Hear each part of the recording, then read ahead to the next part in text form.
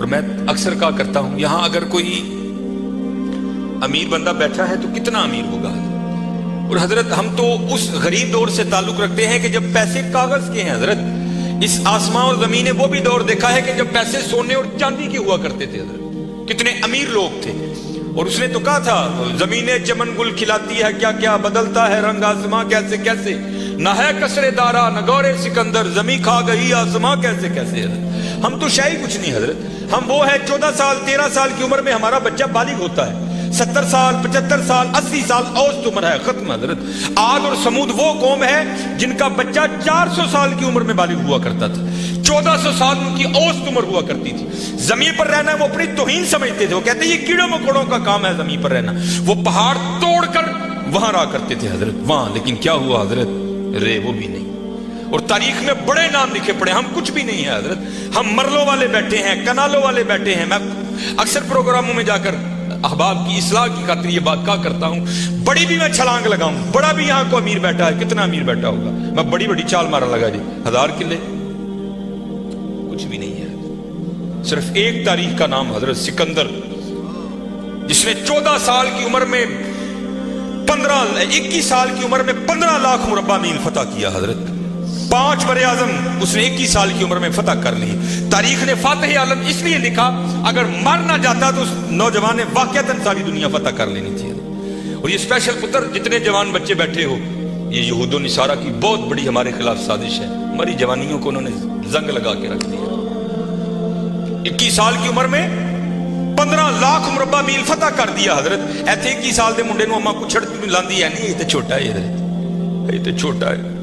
وہاں 17 سال کی عمر میں محمد بن قاسم حضرت سندھ فتح کر کے واپس بھی چلا گیا تھا. ایتھے 21 سال دا جوان منڈا ہے، لیکن اما کہتے نہیں یہ چھوٹا ہے، چھوٹا. پتہ نہیں کدو حضرت اسی وڈے ہونے، پتہ نہیں کدو وڈے ہونے. اپنی عمر پتر ضائع نہ کرو، یہ جوانی پھر ہاتھ نہیں آئے گی. میں اکثر جمعے میں کہا کرتا ہوں اگر کوئی مجھے کہے نا کہ مانگ تیری ایک خواہش پوری کریں گے، تو میں کہتا ہوں میں یہی خواہش کروں گا مینوں پھر 17 تے لیا کھلا. 35-36 کا ہو گیا مگر جڑی حضرت جوانی دی عبادت دا مزہ ہے، چھڑے جوانی دے سجدے دا مزہ تانوں کی دساں حضرت کی مزہ ہونا سکتا. اپنی جوانی ضائع نہ کرو پتر. کسے نے نہیں جی آ کے پوچھنا ہے، کسے نے نہیں جی آ کے پوچھنا ہے. پہلے تمہیں سنایا جنہاں لئی تو پاپ کمائی، کتنے نہیں تیرے کرتے.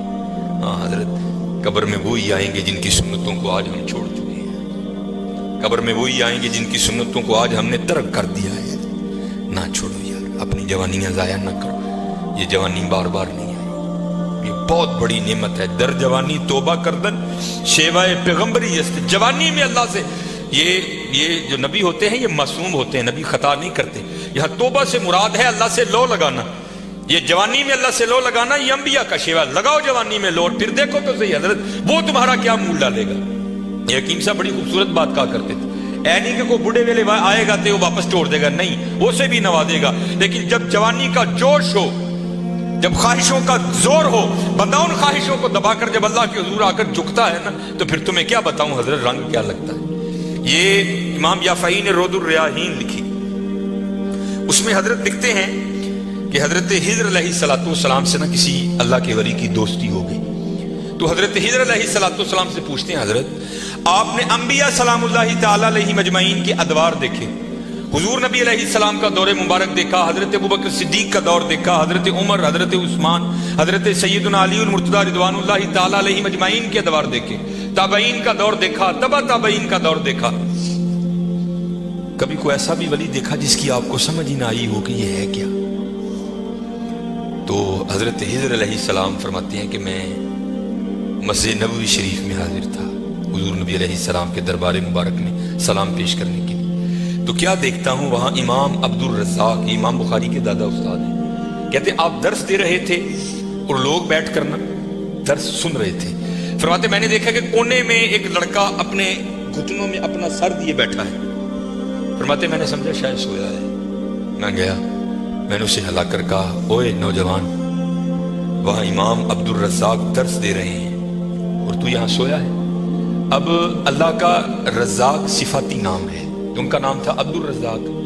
تو آپ فرماتے ہیں اس نے سر تو نہیں اٹھایا، لیکن مجھے جواباً کہتا ہے وہاں وہ بیٹھے ہیں جو رزاق کے ابد سے سن رہے ہیں. جو درس دے رہے تھے ان کا نام تھا عبد الرزاق، اور کہتے ہیں یہاں وہ بیٹھا ہے جو ڈائریکٹ رزاق سے سنتا ہے۔ فرماتے میں نے کہا عمر تھوڑی یہ دعویٰ بہت بڑا کی تھا۔ تو کہتے میں نے اسے مخاطب کر کے کہا اگر تو اپنے دعوے میں سچا ہے تو بتا میں کون ہوں۔ تو کہتے جب اس نے سر اٹھایا تو جی چاہا کہ اس کے چہرے کی پاکیزگی پہ قربان ہو جاؤں۔ جنہیں حضرت جوانی بے داغ رکھی ہوئے پھر لاٹاں دے وجدی ہیں، پھر چہرے پر عجیب ہی پاکیزگی کا جنہوں ہی سادہ زبان کہنے ہیں جتی ستی حضرت جی، پھر چہرہ تو چمکتا ہے نا، اندر دا نور چہرے تے آندا ہے حضرت سے۔ اب فرماتے وہ مجھے جواباً کہتا ہے اگر میری فراست غلط نہیں تو تم ہجر ہو۔ کہتے اسے پتا چل گیا کہ میں ہجر ہوں، مجھے نہیں پتا چلا یہ کیا شے بیٹھی ہے۔ آؤ تو صحیح حضرت، پھر دیکھو وہ کیا منہ ڈالے۔ حکیم صاحب فرماندے ہیں جدو گوڈے رہ گئے، دند نکل گئے، اکھاں کمزور ہو گئی، پھر آ ڈیرا لایا تو کی لایا، لیکن یہ نہیں کہ آئے گا تو وہ نہیں۔ لیکن حضرت جب ہر شہر پورے زور پر ہو تو پھر حضرت جو آئے گا پھر دیکھو تو صحیح کرتا کیا ہے۔ وہ اقبال نے لکھا تھا نا، اقبال ایویں نہیں کہتا، اقبال کہتا ہے عالم ہے فقط مومن جاں باز کی میراث، مومن نہیں ہے جو صاحب لولاک نہیں ہے۔ ہاں بڑے جوان بچے بیٹھے ہو، اپنی جوانیوں کو ضائع نہ کرو۔ اور دوسری بات یاد رکھنا حضرت، یہ بات میری آج پلے باندھ لینا، اگر آج ہم برائی سے باز نہیں آئیں گے تو پھر یہ برائی کل ضرور ہمارے آگے آئے۔ حضرت بھی بیٹھے ہیں، علامہ صاحب بھی بیٹھے ہیں، یہ حدیث پاک کا مفہوم ہے کہ زنا دین ہے، یاد رکھنا پتا، زنا دین ہے، واپس آئے گا ضرور۔ اس کی بیٹی کے ساتھ، اس کی بیوی کے ساتھ، اس کی بہن کے، یہاں تک لکھا ہے کہ اس کی دیوار کے ساتھ زنا کیا جائے گا، زنا واپس آئے گا۔ دھیان رکھیو پتر، اے او ٹویا جی کڈو گے تو کل کسی نہ کسی ساڈے نے بھی ضرور ڈگنا، دھیان کر لیں۔ اور مجھے میرے سیدی نے، کیونکہ میں ڈاکٹر بھی ہوں، حکیم بھی ہوں، لیکن میں پریکٹس نہیں کرتا، ایک دو سلسلے ہیں اللہ میرے اندر سے وہ نکال دے، اس دن نصیب حضرت بہ جاؤں گی۔ پھر جب میں نے یہ دونوں کورس کر لیے تب مجھے سیدی نے بات سنائی، آپ فرمانے لگے کوئی بزرگ تھے ساتھ حکمت بھی کرتے تھے، مریض آتے تھے ان کے پاس، وہ کو مریض آئی نوجوان لڑکی تھی، جب انہوں نے نبض پکڑی نا تو شیطان تھوڑا سا غلبہ کر گیا، اور نبض پکڑتے ہوئے اندر تھوڑا سا غلط خیال آیا، لیکن ساتھ ہی رحمت ہو گئی، وہ دھیان کرو اللہ بھی ادا بھی، نبض چھوڑ دی، نبض چھوڑ دی، بس خیال ہی گزرا، پہلا شیطان کی طرف سے آیا، دوسری اوپر سے مہربانی ہو دھیان کر، علم یا علم بھی ان اللہ یا، کیا تو نے نہ جانا کہ خدا دیکھ رہا ہے؟ ترقی کر دے ہو، ماں باپ آتے ہیں تو چینل بدل دیتے ہو، اور ایک دفعہ کہتے ہو حضور حاضر و ناظر ہیں، کوئی خیال نہیں آتا کہ حضور بیٹھے بھی دیکھ رہے ہیں کہ میں نیٹ پہ کیا دیکھ رہا ہوں؟ کیوں بھول جاتے ہو ہمارا اللہ بھی دیکھ رہا ہے کہ میں نیٹ پہ کیا دیکھ رہا ہوں؟ خیال گزرا، ساتھ ہی خیال علم یا علم بھی ان اللہ یرا، ربنا انک تعلم ما نخفی وما نعلن وما یخفی علی اللہ من شیء فی الارض ولا فی السماء، کوئی چیز ہاں زمین کے اوپر ہے ہاں نیچے ہے، کوئی چیز بھی اللہ سے نہیں چھپی، خیال آیا چھوڑ دی۔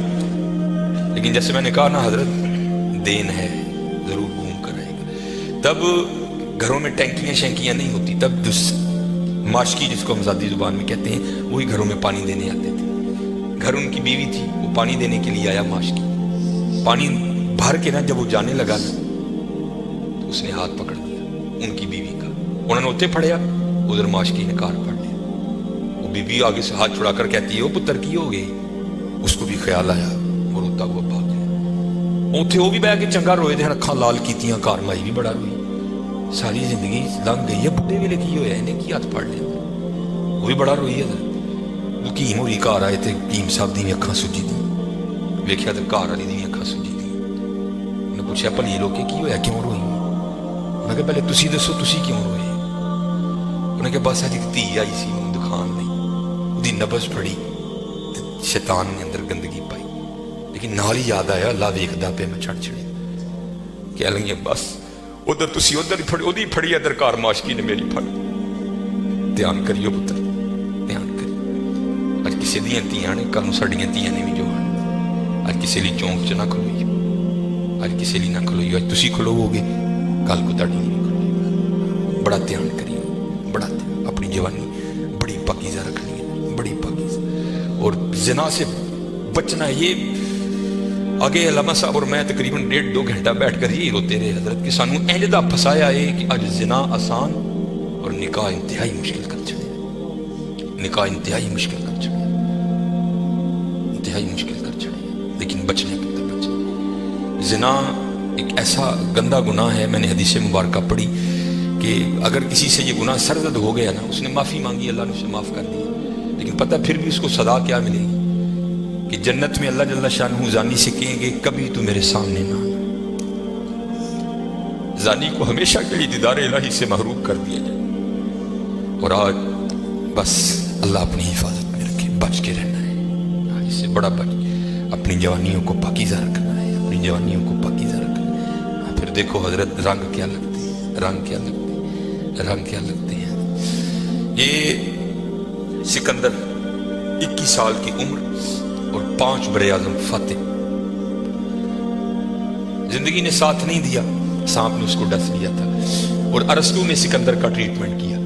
جب ارسطو نے دیکھا نا کہ سکندر کا وجود اب نیلا پڑ رہا ہے، تو وہ سمجھ گیا کہ زہر اب پورے وجود میں سرایت کر چکا ہے، تو اس نے وہاں سکندر کو کہا سکندر تو بچے گا نہیں، صرف چند گھڑیوں کا تو مہمان۔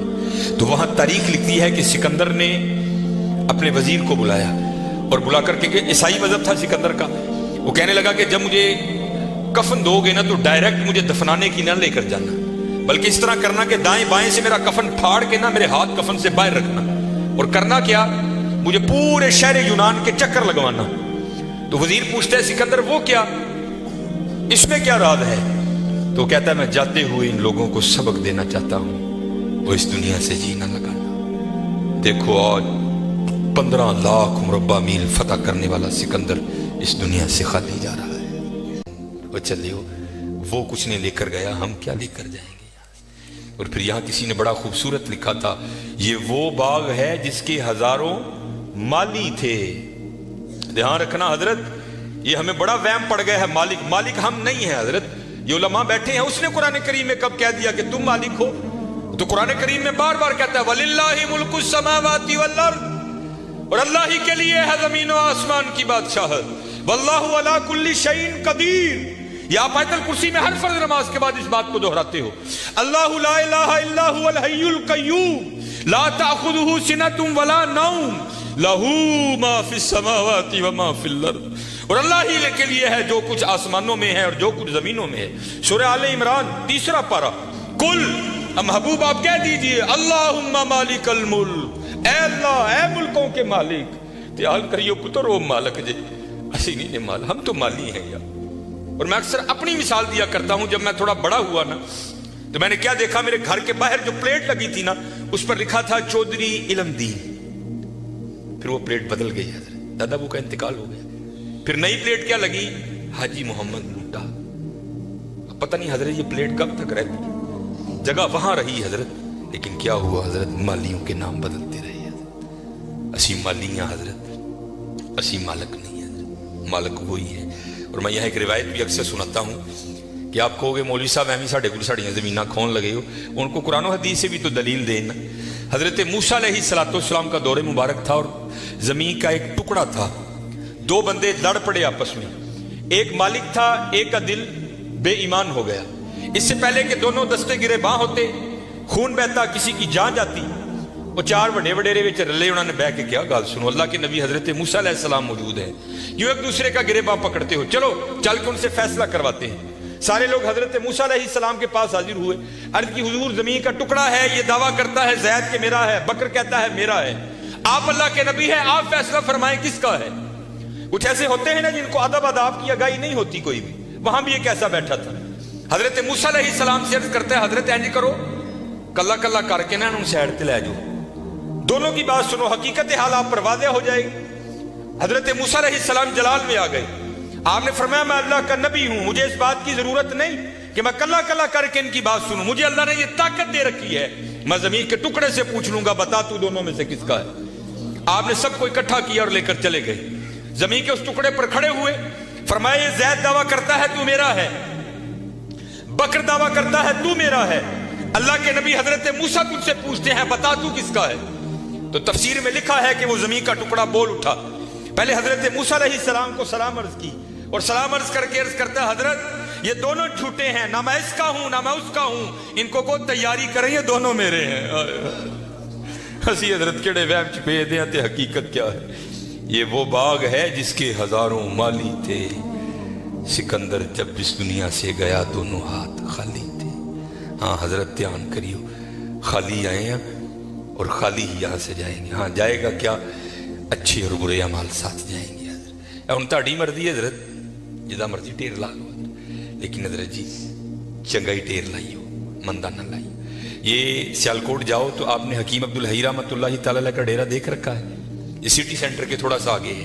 اتنی موقع کی جگہ ہے حضرت، ہم نے تو خیر نہیں دیکھا، لیکن میں نے وہ انجینئر دیکھے ہیں جنہوں نے حکیم صاحب سے کہا نا، انجینئر تھا، حکیم صاحب کا مرید ہوا تو اپنے پیر سے پیار تھا نا، تو عرض کرتے ہیں کہ حکیم خادم علی رحمۃ اللہ تعالیٰ کہنے لگا کہ حکیم صاحب بڑی موقع دی جگہ ہے، سڑک دے اتنے تھی جے کتے روڈ 'چ بھی جا کے بہو گے نا تو دنیا نے اتنے بھی آ جانا ہے، مینوں اجازت دو ہاں میں نقشہ بناواں تے اتنے سوہنا پلازا بنائیے۔